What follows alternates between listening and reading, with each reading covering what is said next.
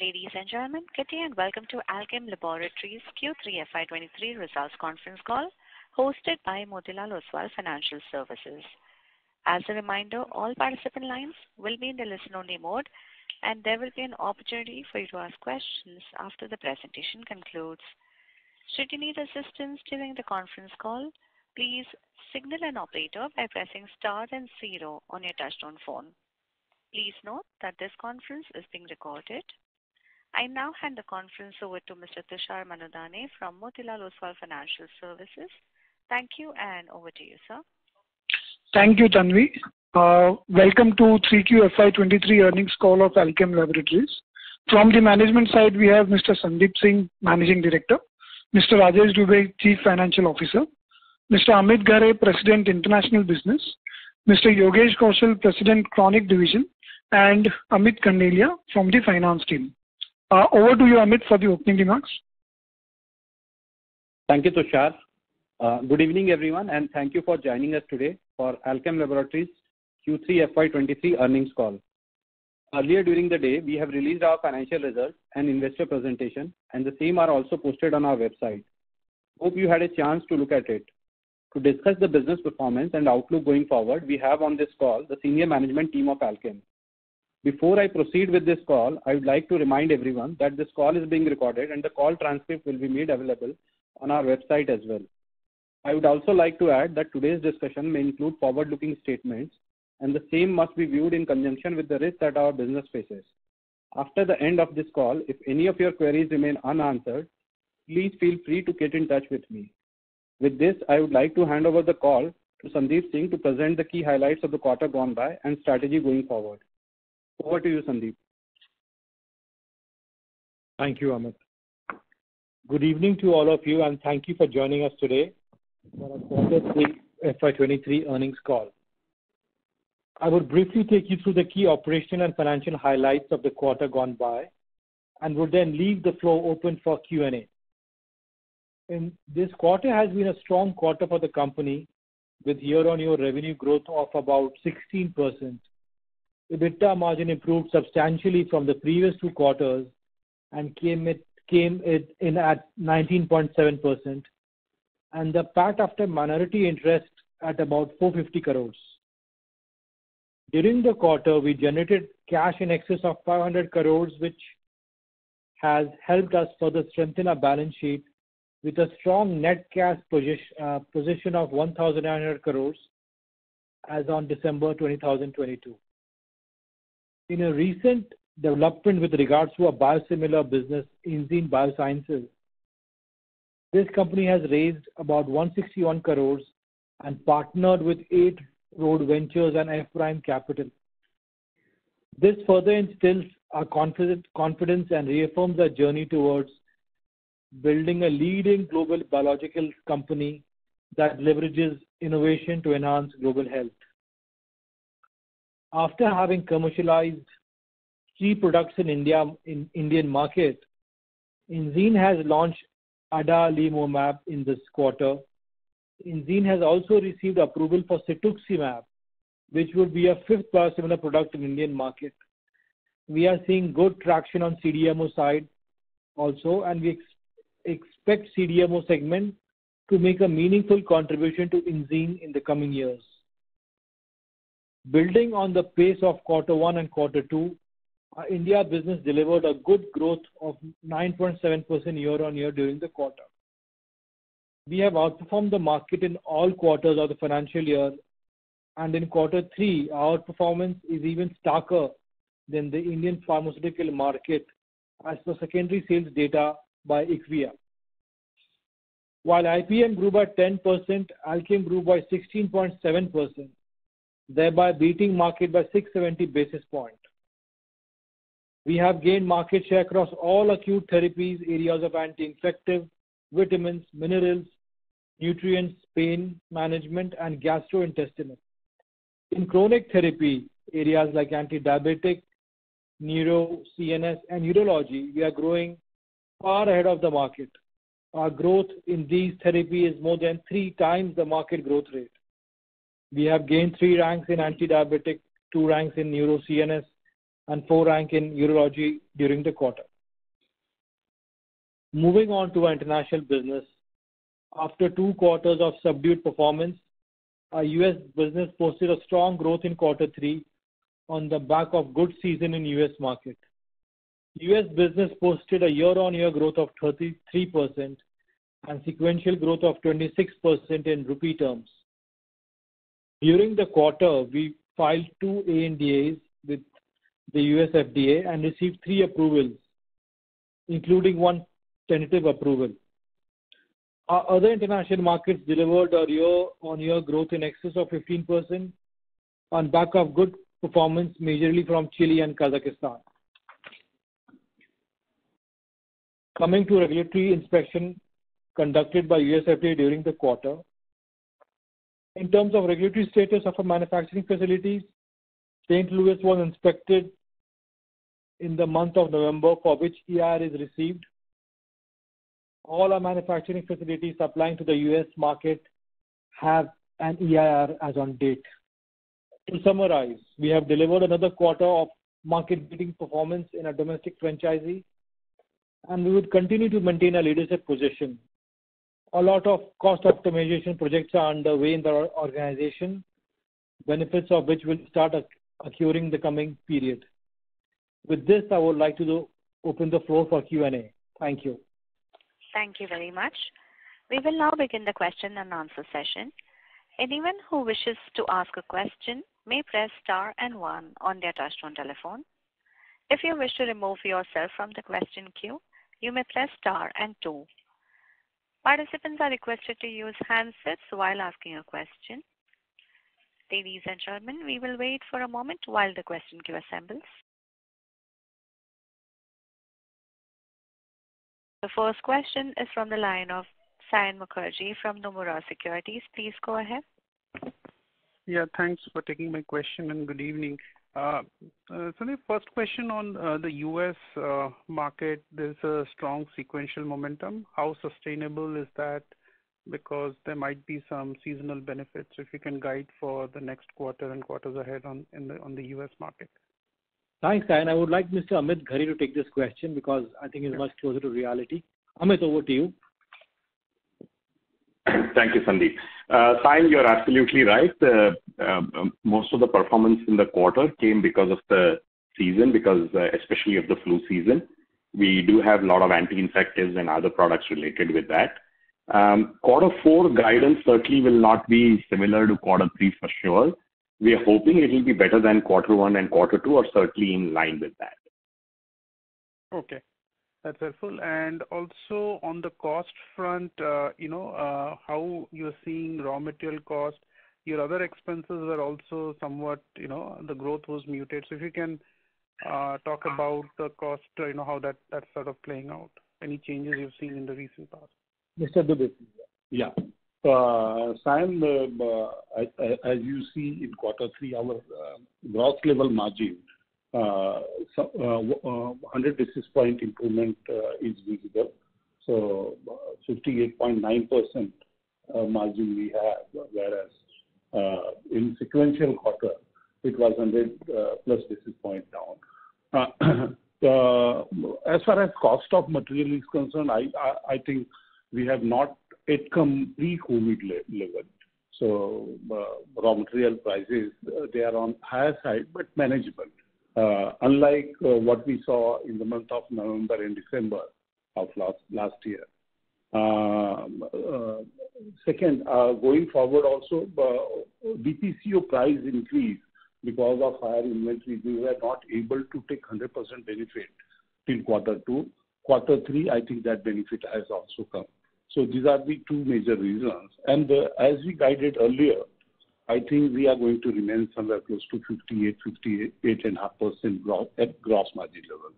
As far as your question on other expenditure is concerned, if you are referring quarter 3, definitely in quarter 3, it is on lower side.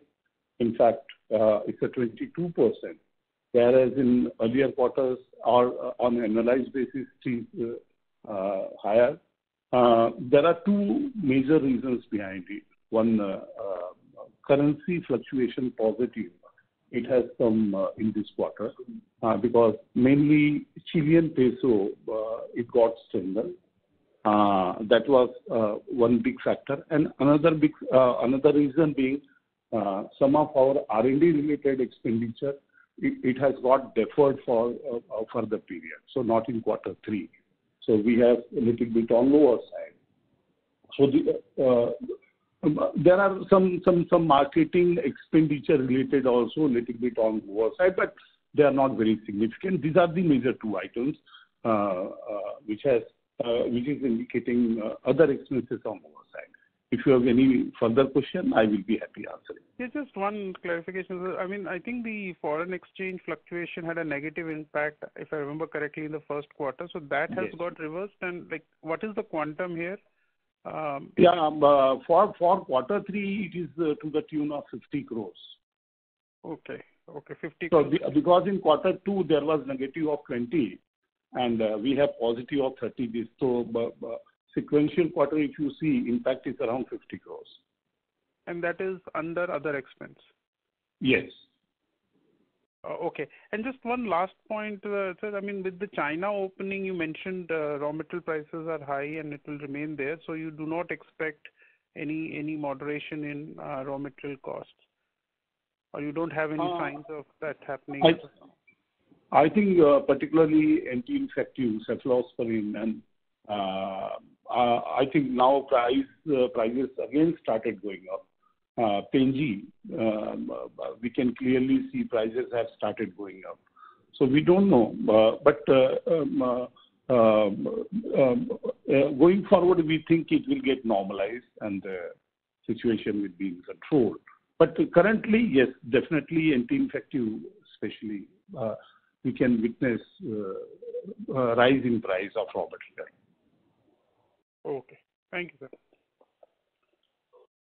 Thank you. The next question is from the line of Kunal Dhamesha from Macquarie Group. Please go ahead. Thanks for taking my question. Just a couple of clarifications. First, I think we are facing some kind of supply issue with one of the products in US in quarter 2, where probably we also have a exclusivity. Has that been resolved in this quarter, and that product contributed meaningfully in this quarter?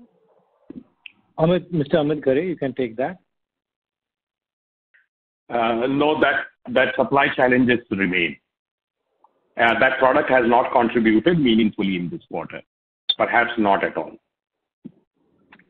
Okay. And in going forward, how we see competitive landscape there? Are we able to resolve those challenges and we still see opportunity for that product? Or once the exclusivity period is over, the competition will take over? The exclusivity in any case was a shared exclusivity. More than 2 players who are there in the market had or could have got approval. So obviously they have not got approval because of their own reasons.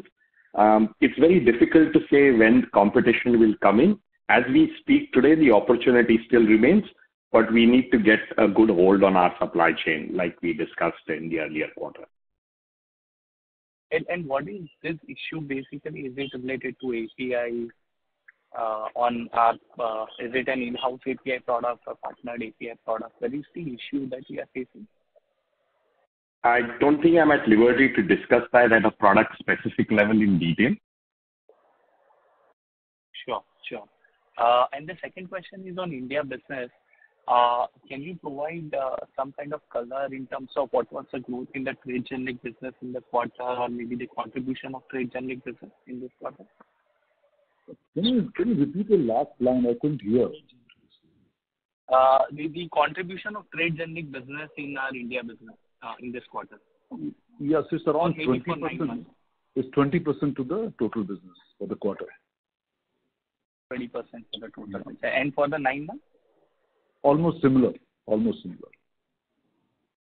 And the lastly on the cost efficiency side, if I have to attribute it to a particular geography, which geography would you be targeting more from the cost efficiency perspective? Or is it a general, kind of improvement of cost? So I think that's Sandeep. I think that's it's general, but it's more US led to some extent. But it's overall it's a company wide kind of initiative which we are taking up.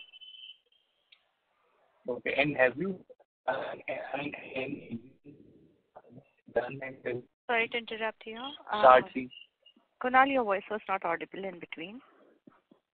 Yeah, I was just saying the last one. Have we taken some steps, which might start flowing from maybe next quarter or maybe, within couple of quarters? If yes, what could be the quantum? No, I think, see, obviously we have taken steps which will start benefiting us, but the quantum might not be substantial next quarter or something. I think these are medium-term projects, so I think next year you could see a benefit. And, this is similar to what we have guided in the last call. So I think all this is part of that. So there's nothing which can be added on top of what we have said. So it's an ongoing thing. We will see an improvement in EBITDA margins next year, but nothing substantial in the next quarter or something. Okay. Thank you and all the best. Thank you. Thank you. The next question is from the line of Rashmi Shetty from Dolat Capital. Please go ahead. Yeah, thanks for the opportunity. As you mentioned in the call that, some of the expenses have been deferred to quarter four. And normally quarter four is a soft quarter, where we see most of the expenses coming in. And our 9 months EBITDA margin is roughly around 14.4%. So do you think that, the earlier guidance of 15% EBITDA margin achievement in FY23 is now looking a bit challenging? If you can update on that. Yeah, Rashmi. We remain with our guidance on EBITDA margin. So we have reasons to believe why we are going to land somewhere 15 to 15.5%. And reason being, we have a sizable spillover revenue recognition which is going to happen in quarter four. That is one thing. And then second, our business is moving as per our estimate only. So we don't think this year quarter four is going to be so softened as it used to. We believe quarter four is going to be reasonably good. On overall basis, we are confident we'll be somewhere where we have guided you. Okay. And sir, on India business, how do we see our India growth? Are we expecting that, quarter four growth to be, higher and, we can actually complete FY23 growth at around high single digit growth? Yes, certainly we can. There's no reason why we should not be able to do that. Okay. And on India business, have you launched Valsartan plus Sacubitril product? So have you added any new MRs for that or, segregated, some of your MRs from the current strength, for this particular product? And how are you seeing the competitive intensity in this particular product? Yeah, so, Sacubitril Valsartan we knew is going to be intense. So we have created a separate team where we have done a product rationalization. So we have launched a second cardio-diabetes team. So we have separated two brands so that we make space for Sacubitril Valsartan. And we have been preparing this almost a year before. So we understand the market dynamics and we are prepared. We should do good here. Okay, sir. And finally, on the US, if you can update on number of launches that you did in 9 months, and also on the price erosion, in the oral solid space, how is it for the company? Mr. Amit Ghare, you can take that, please. Sure. Thank you, Sandeep. Number of launches so far, I think, have been 8 over the 9 months, if I remember correctly. And the price erosion still continues from a overall, deflation perspective. It is still in double digits for us. It did reduce in quarter 3, but for 9 months, it continues to be in lower double digits for us. Okay, sir. Thank you and all the best. Thank you. The next question is from the line of Prakash Agarwal from Axis Capital. Please go ahead. Yeah, hi, good evening. Thanks for the opportunity. My question is, one is on, the cost-saving initiative that we had taken. So you mentioned it is on track. What I'm trying to understand is it like, the 250 crore kind of cost saving, is it for the year fiscal 24, or is it, how do we see that, over which, what period of time do we see that? Prakash, yes, fiscal 24, next year. So which is about 2% of the overall company EBITDA margins. So we reached a pace of about 15% this year. So how should we think margins for next year? Broad color will help. What are the levers in terms of base business apart from the cost saving initiative? No, so okay, so I will not try to segregate between usual and apart of, like special cost savings, because, we always do these things. When we spoke about it last time, we also had in back of our mind, and keep in mind that, we might gun for 250, but all might not happen. So I would try to curb enthusiasm over there to really say that we can get all the 250. It doesn't happen like that in life. So, same thing, Prakash, what we spoke last time. Whatever we land this year, we could go 200 basis point above that next year. Okay. And how do we make sure that there is no revenue impact of the cost saving initiative that we are taking? Have we thought about that? Oh, of course. That's my job, Prakash. I'm paid for that. So obviously I don't cut costs and let go of revenue. That, we are very, very conscious of that, Prakash. We are a sales and marketing strong company. We don't do things for short term and create long term pain, sir. So why I'm asking this is the Penji and Penji prices from the raw material side and couple of products in the US really shook the margin trajectory. Alkem 70% India, very steady margin with very steady growth rates in the past. This last 9 months, 6 months have been little volatile compared to the history. Right. So, hence the question, sir. So your question was that whether we'll cut costs such a way that revenue will impact it. Answer is clear, no. Now, if you're coming to on RM and Penji and stuff, that's a different ball game. It's also keep in mind, Prakash, that within 1 year's time, Penji will be produced in India. Now, I'm not here to talk about other companies, but we know those large companies doing it. So we don't know, Prakash, but I think it will stabilize. And even if it does not, we have to live with it, and there could be other avenues to work on it. But I'm still positive, Prakash. It cannot go completely berserk. End of the day, it's an antibiotic. The cost has to be curtailed somewhere, even at the government level and things like that. Perfect. So I'm sure that it will not go berserk. Thank you, sir. Yeah. Secondly, sir, congrats on the engine deal. So can you speak about, what is the 3-year plan here? How many products are under development? And have we taken any product to rest of the world markets? What is the 3-year plan here? And what is the revenue recognition here? Is it captured as, how is it captured in the balance sheet? Yeah. So I think the financial question, Mr. Dubey, you could take that, or the revenue recognition and balance sheet, and then all the products and market I'll take up. Yeah. So revenue recognition is as per accounting norms, Prakash. If you have any specific question, whatever revenue is accrued as due, that is recognized in our financials. So if you have something specific, I will be happy answering. Sale is, accounted for. There is no other income impact, right? Sorry. Other income impact. Other income impact on what? On the sale, partial sale of the, equity. Still, I'm not very clear what you are asking. I'll take it offline, sir. Okay. Oh, okay. And lastly, if I may add just one more, so January was a little, softer month for everybody given high Omicron base. So is it just the base related, or the market itself was softer in terms of volume? What is our take on that? And secondly, on the NLEM list which had come with revised prices in December, what is the impact that we can see for our portfolio? Yes, Prakash, this January month, I'll take this question. See, it was actually not a softer month. Last year's January, we have a Omicron.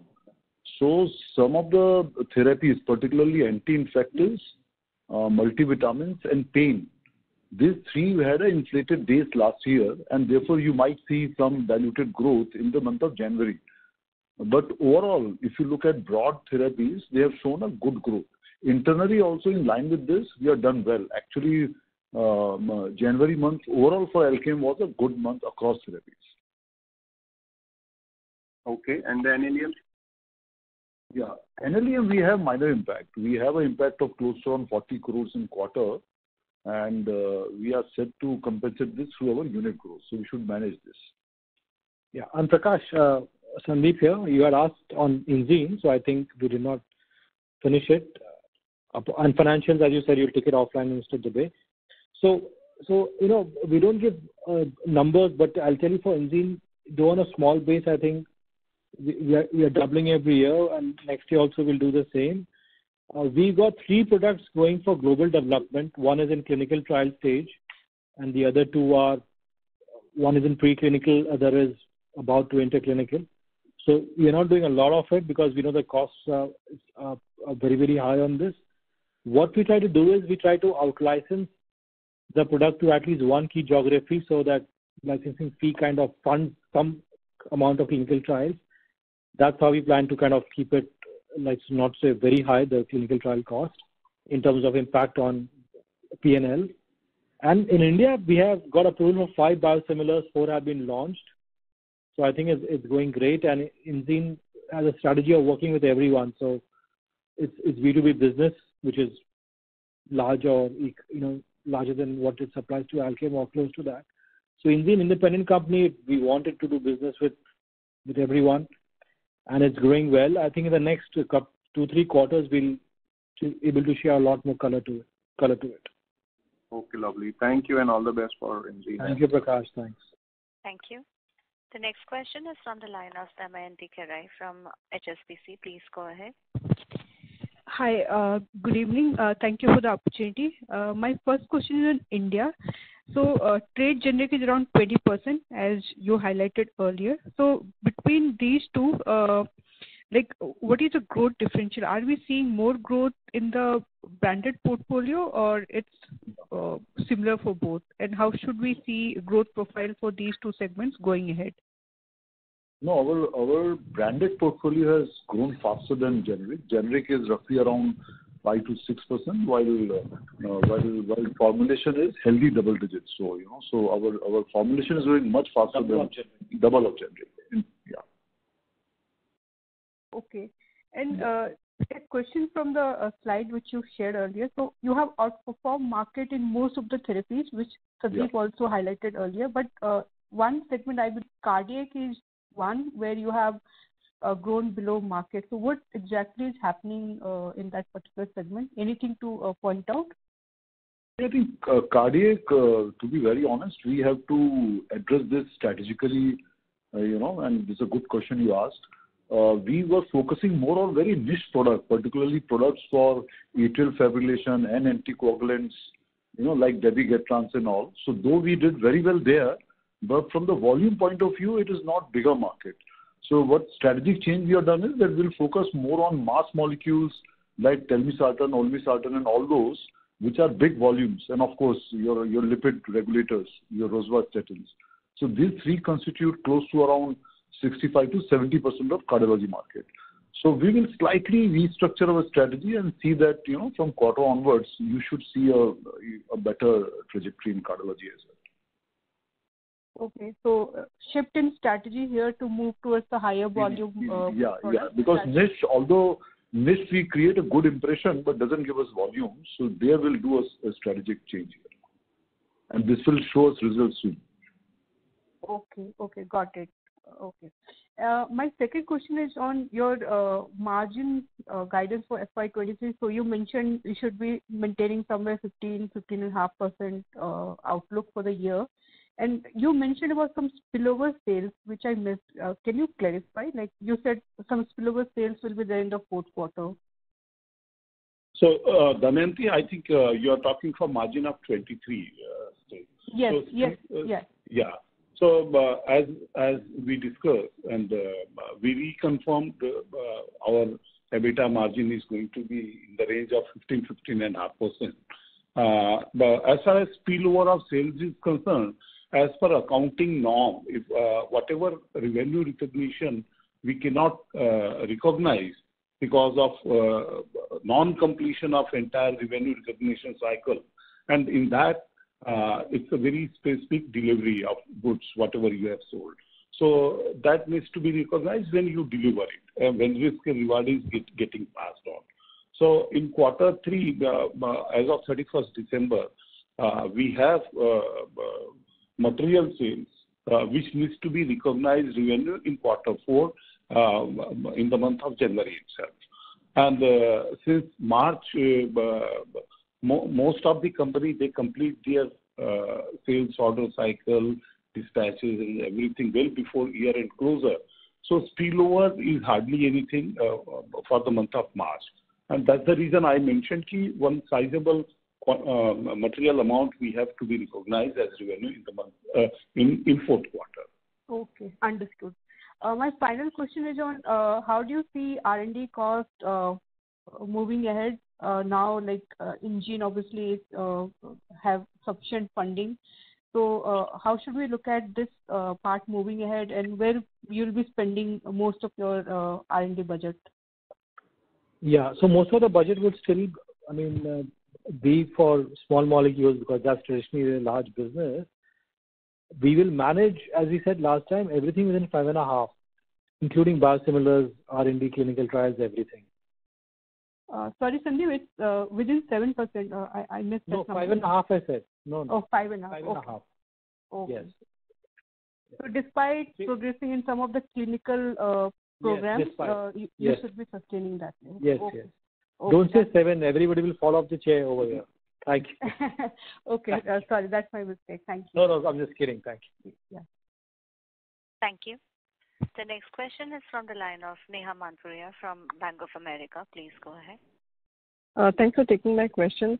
Amit, on the U.S. business, we've seen a lot of our peers indicate, base business improvement, because of supply disruption, players exiting, etc. Is Alkem also seeing similar trends in our existing product that could play out, in the near term?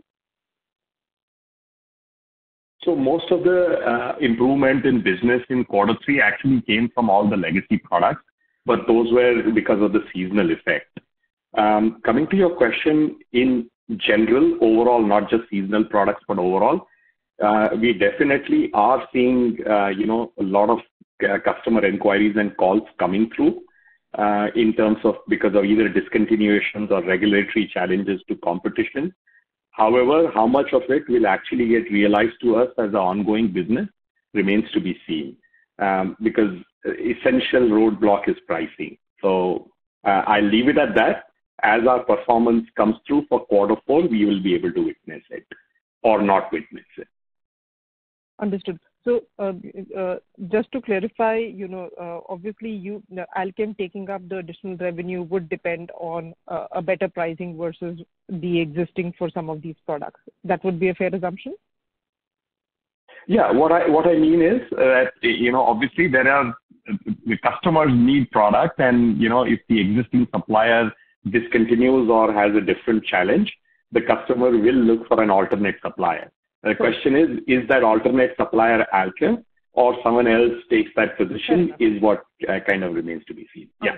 Understood. Okay, got it. And my second question is on the cost optimization.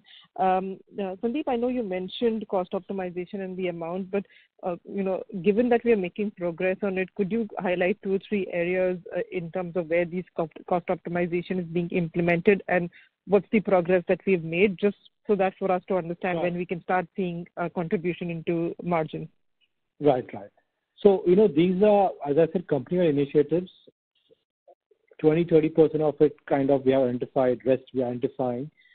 Some part of it is getting implemented. So these are from manufacturing to R&D, and these are manpower in both of them. It could be even kind of some project reduction in some pipeline, being more stringent about what kind of products we do.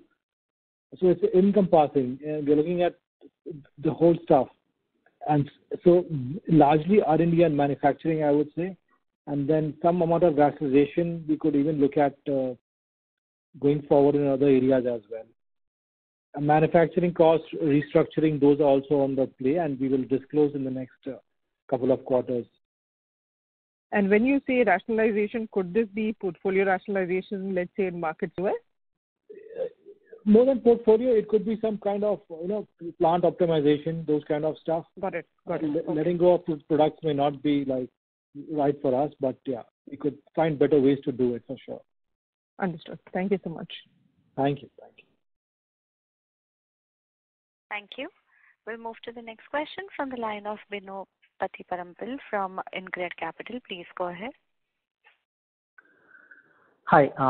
Good afternoon to all. Just a couple of follow-up questions.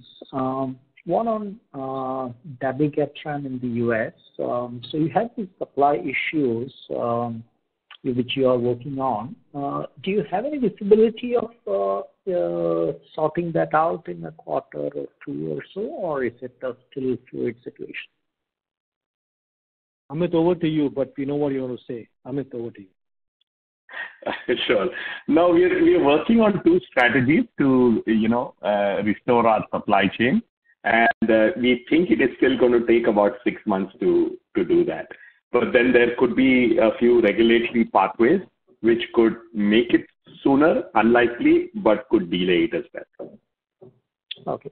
So is this a difficult product, or is one of its components that very difficult to source thing that practically nobody is getting approval, nobody is being able to launch or ramp up, etc. Is it a technology challenge or a challenge? So for us, it's a supply chain challenge. For others, I would not like to comment. Understood. Okay. The second question is about the forex gain of 50 crores. So it's there in other expense. I would just like to understand the accounting there.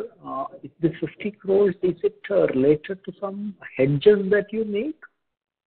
No, it is not hedges. It's a conversion, currency conversion, and mainly it is out of Chilean peso to dollar, and then dollar conversion to INR.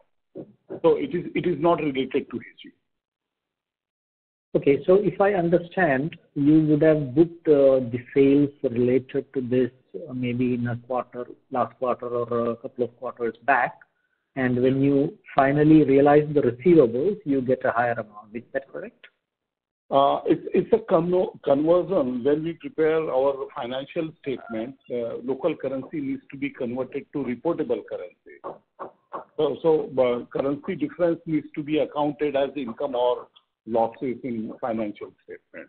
So yes, you rightly mentioned in earlier quarters there were loss, whereas now CLP is formed up against US dollar, and that has given us benefit. If you recollect in our earlier quarters also, when we recognize notional loss in our financial statement, deliberately we kept remittance on hold because we wanted currency to take some reverse, and after getting this reverse, we started actual realization. So you can say in earlier quarters, to certain extent, it was notional. Current in quarter 3 also, unwind has happened, and now quarter 4 actual realization is happening where we found this becoming normal. Am I whether it was I was able to clarify your queries? In some sort of, but just one follow-up. So is it that you have a subsidiary in Chile which you are consolidating, and that is why this is coming? Absolutely. Okay. So it's basically balance sheet consolidation coming from. Yeah. Okay. My impression was that gets clubbed with other income.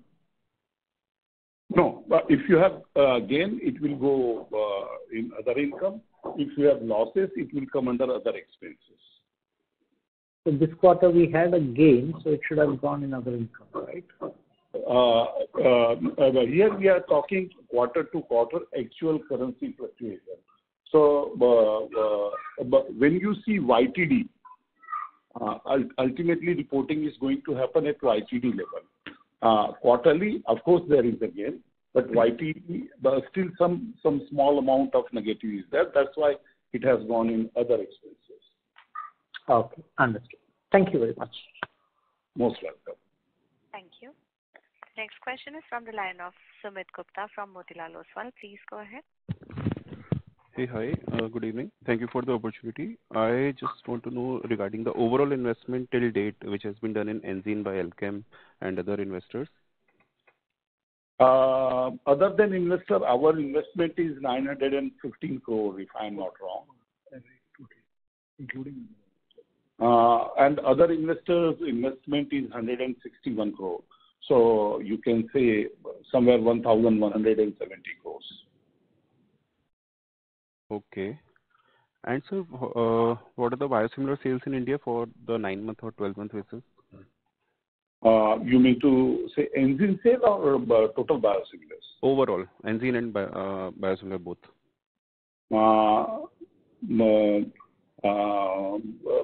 It is in the range of around 90 to 95 crores on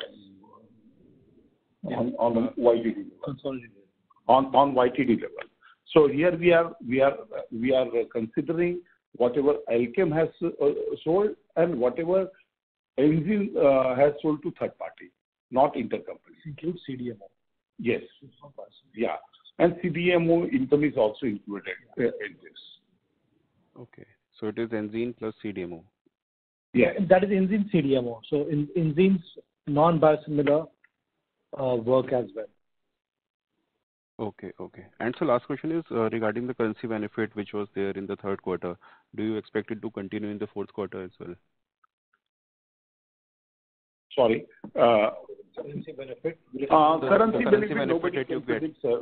But we hope similar kind of trend is going to continue in next quarter also. But nobody can say with confidence. Okay, sir. Thank you. Thank you. The next question is from the line of Yash Tanna from iThought PMS. Please go ahead. Hi, good evening. Thank you for the opportunity and congratulations on a good set of numbers for this campaign.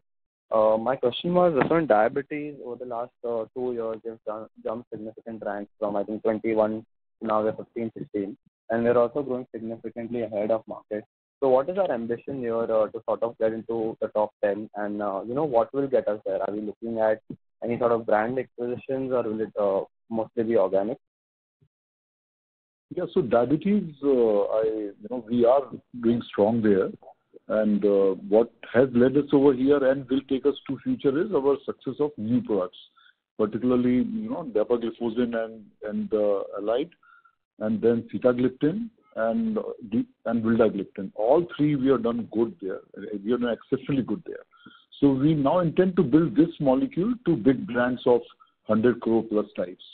So these three brands we are investing heavy and we should do good.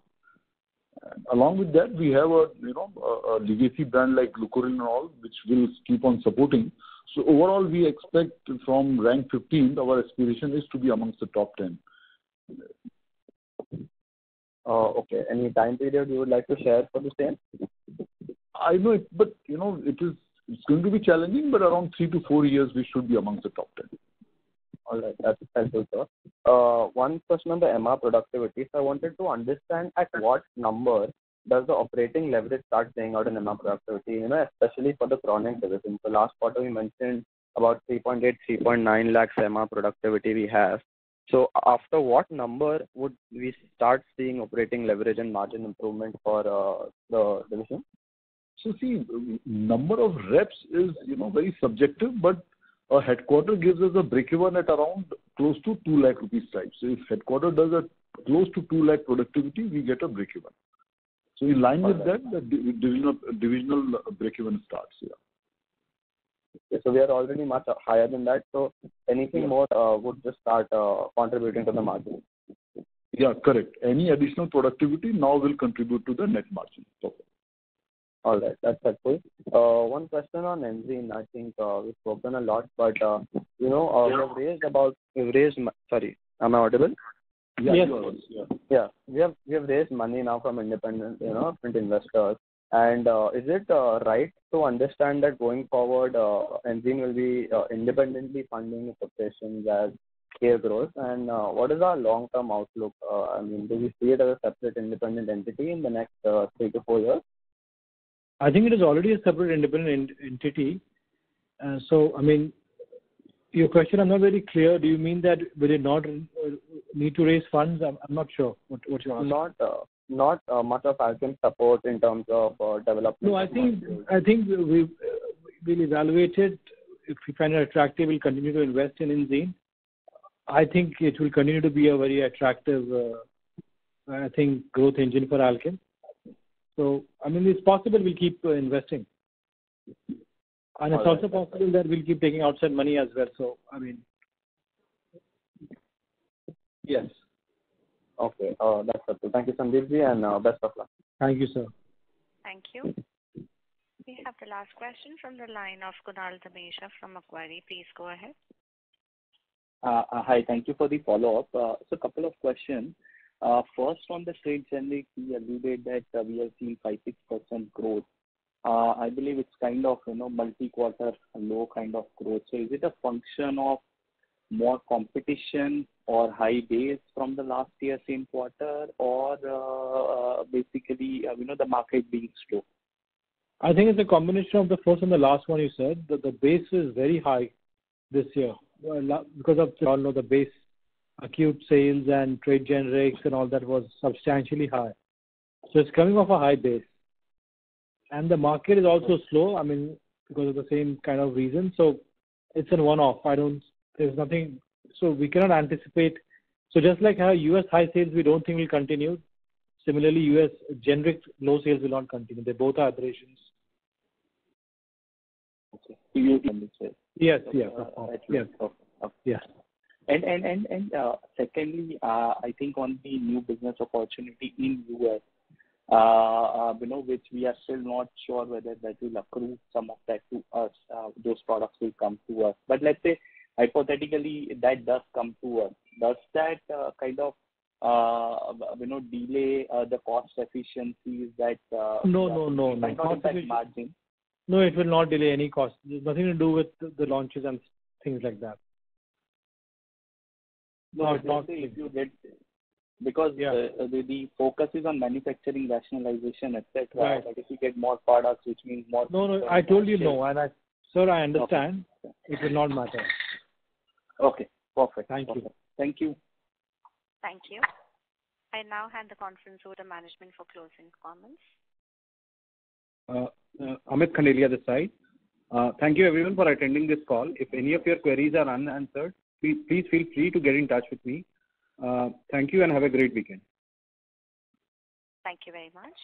On behalf of Motilal Oswal Financial Services, that concludes this conference. Thank you for joining us, and you may now disconnect.